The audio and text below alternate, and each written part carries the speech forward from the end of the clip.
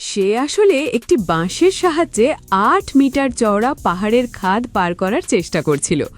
সে ভেবেছিল ওপারে নামতে পারলেই সে নিরাপদ, কিন্তু সে ঘুণাক্ষরেও ভাবেনি যে বাঁশের সাথে ঝুলে থাকা ফলগুলো হঠাৎ পিছলে নিচে নামতে শুরু করবে।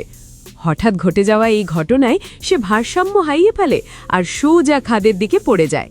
গ্রামবাসী যখন ভাবছিল তার মৃত্যু নিশ্চিত, ঠিক তখনই ঘটল এক অলৌকিক ঘটনা।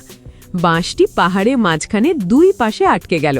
লোকটিও এর ফলে শূন্যে ৩৬০ ডিগ্রি ঘুরে গেল এবং মাঝ আকাশে ঝুলে রইল।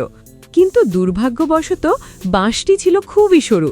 মাত্র কয়েক সেকেন্ডের মধ্যেই সেটি আর তার ভার নিতে পারল না। পরের মুহূর্তেই সে আবার প্রচণ্ড গতিতে নিচে পড়ে যেতে লাগল। তার বুক কেঁপে উঠল। সে ভাবল এবার বুঝি সব শেষ।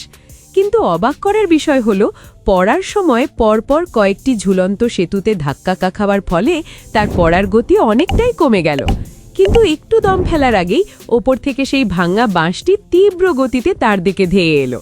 ভাগ্য ভালো যে বাঁশটি তার শরীর ঘেঁষে মাটিতে গেঁথে গেল। অবশেষে লোকটি নেহাত কপাল জোড়ে প্রাণে বেঁচে গেল।